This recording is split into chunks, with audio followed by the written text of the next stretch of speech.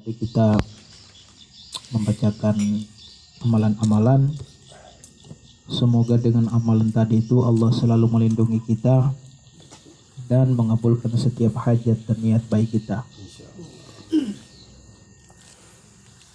Salam dan salam selalu tercurah kepada baginda Rasulullah sallallahu alaihi wasallam, sehingga kita umatnya ini selalu senantiasa mendapatkan arahan petunjuk dari Allah Subhanahu wa taala melalui Nur Muhammad sallallahu alaihi wasallam. Jamaah Nosiga yang dirahmati Allah Subhanahu wa taala. Jadi insyaallah materi kita pada malam hari ini yaitu tentang larangan berbuat bid'ah.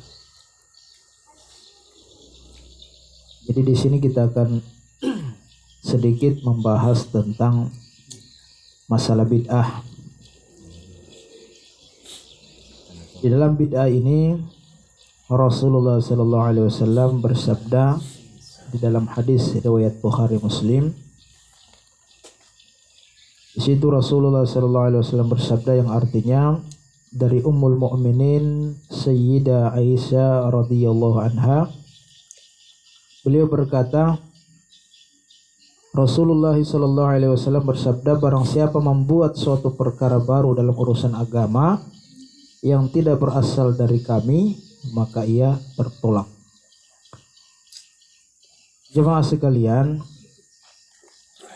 hadis ini bermaksud bahwasanya setiap perkara atau amalan yang tidak ada landasannya atau dasarnya dari Nabi, maka amalan itu tertolak. Dengan hadis ini banyak orang yang sering salah paham dengan hadis ini, sehingga setiap apa yang orang adakan, setiap ada amal ibadah yang dilakukan, mereka katakan karena amalan itu tidak ada di zaman Nabi, maka itu bid'ah. Sehingga perlu kita pahami bersama di dalam hadis ini bahwasanya perkara atau amal yang sering yang dilakukan oleh setiap muslim, kalau tidak ada tuntunannya dari syariat kata Nabi, maka dia tertolak. Itu. Di sini yang perlu kita pertegas, yang amalan yang dimaksud itu yang seperti apa. Karena sekarang ini sudah banyak yang salah paham tentang bid'ah, sehingga sedikit-sedikit banyak orang melaksanakan kegiatan-kegiatan disebut bid'ah. Sedikit-sedikit bid'ah. Olehnya kita coba kaji ini hadis ini, bahwasanya di dalam perkara amal itu kata Nabi tadi, kalau tidak ada tuntunan syariatnya dari Nabi, maka amalan itu tertolak. Jadi di sini perlu kita pahami bahwasanya amalan yang dimaksud itu adalah amalan yang tidak ada sedikit pun kaitannya dengan syariat atau aturan agama. Kita selaku Ahlus Sunnah wal Jamaah biasanya kalau di acara duka kita sering melaksanakan yang namanya tahlilan. Kalau di hari-hari besar agama Islam ada yang disebut dengan Maulid, ada yang disebut dengan Isra Mi'raj. Banyak yang mengatakan kegiatan itu adalah kegiatan bid'ah. Kenapa mereka katakan bid'ah? Karena mereka berlandaskan pada hadis ini. Nah, sehingga banyak yang salah paham dengan pemahaman hadis ini. Sekarang kita perlu kaji tahlil. Tahlil memang tidak pernah dilaksanakan di zaman Nabi. Tapi perlu kita lihat, perlu kita pahami yang bagaimana yang disebut oleh Nabi itu adalah yang bagaimana amalan itu yang tidak berasal dari kami. Ini yang perlu kita pahami. Tahlil memang di zaman Nabi itu tidak pernah, ya, bahkan belum ada itu yang namanya tahlil. Sekarang kita perlu coba apa yang dimuat di dalam bacaan tahlil. Nah, di dalam bacaan tahlil itu ada mengandung ayat-ayat Allah dan ada mengandung kalimat-kalimat zikir. Di dalam tahlil ada suratul Fatihah, di dalam tahlil ada pembacaan suratul ayat kursi, di dalam tahlil ada pembacaan surah terakhir dari surah Al-Baqarah. Dan di situ terdapat zikir-zikir. Dan zikir yang paling utama di dalam tahlil itu sebagaimana disebutkan, afdalu dzikri fa'alam annahu la ilaha illallah. Inilah kalimat yang dibaca di dalam tahlil. Sekarang perlu kita kaji, apakah kalimat itu bertentangan dengan syariat atau tidak. Nah, kalau kalimat itu bertentangan dengan syariat, maka itu adalah amalan yang tertolak. Tapi ternyata kalimat ini adalah kalimat yang paling baik, ya, kalimat yang paling baik. Kalau ada yang mengatakan tahlil itu bid'ah, berarti dia mengatakan setiap orang yang membaca suratul Fatihah di dalam tahlil berarti bid'ah. Jadi ini yang salah pemahaman dari orang-orang yang memaknai hadis ini. Yang dikatakan oleh Nabi bahwasanya setiap amalan yang masih ada kaitannya dengan syariat berarti itu masih boleh. Karena yang namanya bid'ah ini adalah suatu perkara amal yang dimana di zaman Nabi itu tidak pernah dilakukan oleh Nabi. Nah, di sini yang perlu kita pahami, yang perlu kita ikuti, yang perlu kita garis bawahi di sini, bahwasanya sunnah Nabi itu ada 3. Sunnah Nabi itu ada 3. Sunnah Nabi yang pertama itu adalah melalui perbuatan. Apa yang dilakukan oleh Nabi, kemudian kita ikuti perbuatan itu, maka kita sudah sama halnya mengikuti sunnah. Misalnya Nabi melakukan puasa hari Senin dan hari Kamis. Puasa ini adalah kegiatan rutin yang dilakukan oleh baginda Nabi.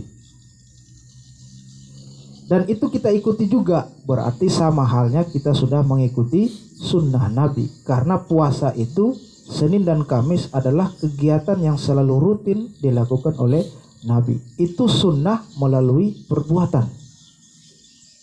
Itu contoh salah satunya. Kemudian sunnah yang kedua adalah sunnah melalui perkataan. Apa yang disabdakan Nabi melalui dalil-dalilnya, melalui hadis-hadisnya, berarti itulah yang menjadi dasar sunnah kita. Dasar sunnah kita. Banyak hadis-hadis atau dalil-dalil dari Nabi yang berbau perintah. Nah, perintah dari hadis itulah yang kita kerjakan. Dan kalau kita kerjakan isi daripada hadis itu, berarti kita sudah mengikuti sunnah Nabi melalui perintah. Itu sunnah yang kedua. Kemudian sunnah yang ketiga itu adalah sunnah melalui pengakuan Nabi. Tidak pernah dikerjakan oleh Nabi dan tidak pernah ada dalilnya disampaikan oleh Nabi, tapi perbuatan itu dilakukan oleh sahabat Nabi dan Nabi membolehkan. Nabi mengakui boleh. Contoh, Sayyidina Bilal bin Rabah adalah sahabat terdekat Nabi, muazin di zaman Rasulullah.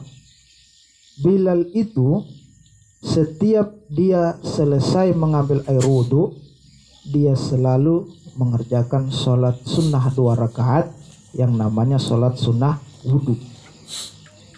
Sholat sunnah wudhu ini tidak pernah dilakukan oleh Nabi, dan tidak ada dalilnya yang memerintahkan untuk sholat sunnah wudhu. Tidak ada dalil dari Nabi. Tapi itu dikerjakan oleh Sayyidina Bilal. Dan pekerjaan itu dilakukan oleh Sayyidina Bilal. Nabi tidak menegur, Nabi tidak melarang, bahkan Nabi membolehkan. Bahkan Nabi memuji Sayyidina Bilal. Sehingga dengan pujian Nabi, dia mengatakan, saya mendengar terempahnya Bilal di surga. Karena kenapa? Berdasarkan amalan tadi itu. Hanya dengan karena istiqomah dia melaksanakan sholat sunnah wudhu, setelah mengambil air wudhu, dia biasakan sholat sunnah 2 rakaat setelah berwudhu. Dengan amalan itulah dia bisa menjadi penghuni surga. Bahkan belum orangnya masuk dalam surga, suara sandalnya saja sudah didengar oleh Nabi. Jadi ini yang perlu kita pahami. Jadi sunnah itu ada 3. Yang pertama dari perbuatan, yang kedua dari perkataan, yang ketiga dari pengakuan Nabi. Sekalipun hal itu tidak pernah dikerjakan oleh Nabi, tidak pernah disampaikan oleh Nabi melalui hadisnya, tapi Nabi membolehkan pekerjaan itu. Kenapa dia bolehkan? Karena tidak bertentangan dengan syariat. Tidak bertentangan dengan syariat. Sekarang pertanyaannya, nah bagaimana yang sebenarnya disebut dengan bid'ah? Bid'ah itu secara dasar artinya adalah melaksanakan perbuatan amal yang diada-adakan. Yang diada-adakan ini ada 2 poin maksudnya. Ada 2 poin maksudnya. Yang diada-adakan itu begini. Sekalipun perbuatan amal itu sudah ada tuntunannya dari zaman dulu sampai sekarang, sudah ada tuntunannya di dalam syariat, tapi bentuk praktik pelaksanaannya tidak sesuai syariat, maka itu bid'ah. Contoh, ada dari kisah Nabi, dari kisah sahabat Nabi ini, dia itu mau berkurban di bulan Idul Adha. Namun sebelum dilaksanakan salat Idul Adha, dia sudah memotong hewan kurban. Sehingga kata Nabi, hewan yang kamu potong itu tidak termasuk hewan kurban. Hewan yang kamu potong itu hanya menjadi hewan sembelihan biasa, bukan sembelihan kurban. Sekalipun niatnya untuk berkurban. Itu yang bid'ah. Karena dalam syariat Islam, memotong hewan kurban itu harus selesai melaksanakan sholat Idul Adha. Tapi kalau ada pemotongan hewan kurban sebelum sholat Idul Adha, itulah yang bid'ah. Walaupun niatnya untuk berkurban, niatnya ikhlas karena Allah Ta'ala, tapi karena bentuk praktiknya tidak sesuai dengan syariat Islam, maka itulah yang disebut dengan bid'ah. Ini yang perlu kita pahami. Kita kembali ke tahlil. Jadi tahlil ini tidak pernah dilakukan oleh Nabi, tapi lihat isinya. Oh, isinya itu membaca tentang Al-Quran, di dalamnya ada, zikir di dalamnya ada, diniatkan untuk orang yang meninggal, mendoakan kepada orang yang meninggal. Karena mendoakan sesama muslim itu baik yang hidup maupun yang sudah mati, itu dianjurkan oleh Nabi, bahkan diperintahkan oleh Nabi. Saling mendoakan. Nah, saling mendoakan ini adalah perintah dalam agama. Apakah tahlil itu bertentangan dengan syariat? Tidak. Karena di dalam tahlil itu ada proses, ada amalan yang digunakan untuk saling mendoakan sesama muslim. Jadi tidak ada bid'ahnya di dalam tahlil itu. Orang yang bertahlil mendapat pahala, orang yang dikirimkan doa itu mendapat pahala juga. Jadi sekalipun dia sudah meninggal dan dibacakan tahlil, dua-duanya dapat pahala. Dapat mengalir pahala dari tahlil tadi. Mengalir pahala tahlil kepada orang yang meninggal, dan orang yang membaca tahlil tadi juga mendapatkan pahala. Jadi tahlil itu bukan bid'ah. Jadi sangat keliru kalau orang mengatakan tahlil itu bid'ah. Jadi diperumpamakan dengan tadi itu. Jadi yang dimaksud dengan bid'ah itu adalah sesuatu yang diada-adakan yang mana pelaksanaannya itu tidak sesuai dengan syariat, seperti pemotongan hewan kurban tadi. Ya. Bagaimana lagi dengan bid'ah yang lain? Sholat bisa bid'ah, puasa bisa bid'ah. Bagaimana puasa yang bisa dikatakan bid'ah? Sementara puasa kita Low battery, please charge. kita niatkan untuk mendekatkan diri kepada Allah. Tapi kenapa puasa itu dikatakan bid'ah? Ya karena praktiknya tidak sesuai dengan syariat Islam. Bagaimana puasa yang tidak sesuai dengan syariat Islam? Puasa yang sesuai dengan syariat Islam itu yang pertama ada puasa wajib. Puasa wajib itu ada dua. Yang pertama puasa di bulan Ramadan selama sebulan penuh, dan puasa wajib Low battery, please charge. puasa nazar. Jadi kalau ada orang bernazar, nazarnya dia puasa, maka puasa itu harus wajib dia laksanakan. Misalnya dia punya hajat, saya berhajat begini-begini. Kalau terkabul saya punya hajat, saya berpuasa 3 bulan. Berpuasa memang. Karena itu nazar.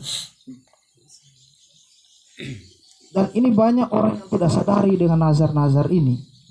Mereka anggap itu adalah perkataan yang hanya sebatas mainan. Tapi sebenarnya perkataan itu adalah nazar, dan nazar itu wajib ditunaikan. Kan banyak kejadian-kejadian seperti itu. Misalnya, ane mau hua nuanun jauh, mau tugi aku pergi nu jala. Akhirnya pohon tadi berbuah, tapi dia tidak laksanakan dia punya nazar tadi, maka dia sudah melanggar janji. Itu nazar. Jadi perkataan tidak boleh sembarang dikeluarkan. Karena kalau sudah sembarang dikeluarkan itu menjadi nazar, dan nazar itu wajib untuk ditunaikan. Kemudian kembali kepada yang bagaimana disebut dengan puasa yang bid'ah. Puasa yang bid'ah itu adalah puasa yang tidak dilaksanakan dengan tuntunan syariat. Sementara puasa-puasa yang lain itu sudah ada tuntunan syariatnya, seperti tadi puasa wajib di bulan Ramadan, puasa menunaikan nazar. Kemudian ada sunnah puasa. Sunnah puasa itu adalah puasa Senin Kamis, karena itu sering dilakukan Nabi. Ada yang disebut dengan puasa Daud. Puasa Daud itu adalah puasa yang dilakukan oleh Nabi Daud. 1 hari puasa, 1 hari tidak. 1 hari puasa, 1 hari tidak, sampai seterusnya. Kemudian ada puasa yang namanya Yaumil Bid, yaitu puasa di malam 13 kali, 14 kali, sampai 15 kali bulan. Itu puasa Yaumil Bid. Misalnya ini bulan Muharram.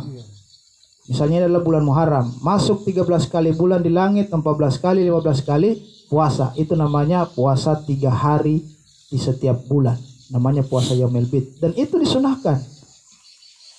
Terus bagaimana yang namanya puasa bid'ah? Puasa bid'ah itu adalah dia berpuasa di saat hari yang dilarang berpuasa. Di mana itu hari yang dilarang berpuasa? Yaitu dia berpuasa di hari raya Idul Fitri, atau berpuasa di hari raya Idul Adha.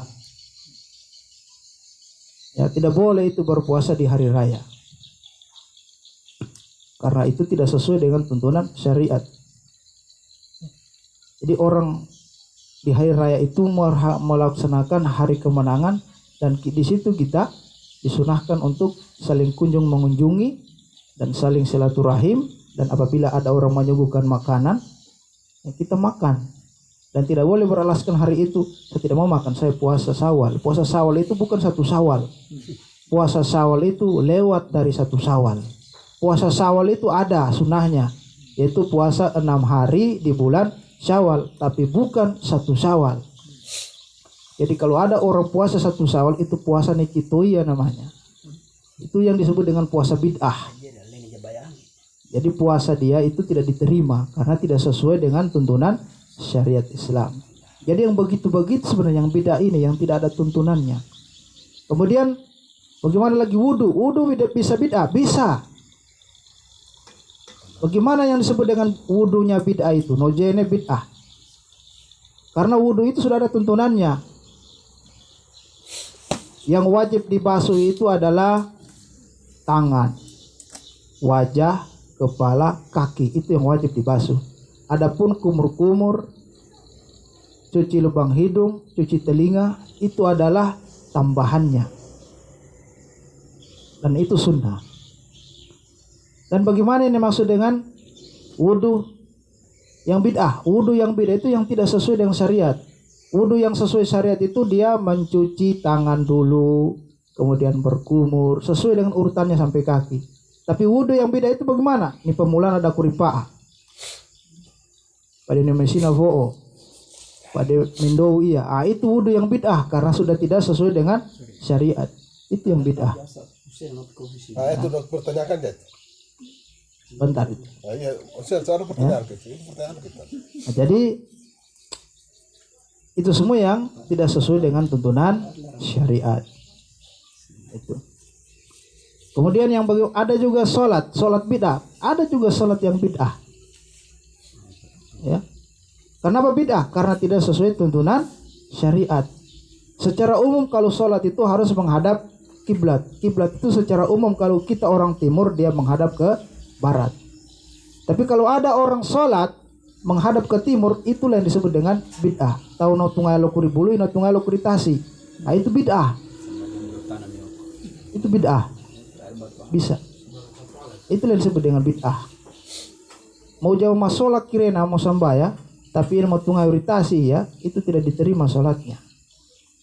Itulah yang disebut dengan sholat bid'ah. Dan masih banyak amalan-amalan lain yang bisa menjadi bid'ah karena tidak sesuai dengan tuntunan syariat. Jadi hati-hati kita ini mengatakan bid'ah.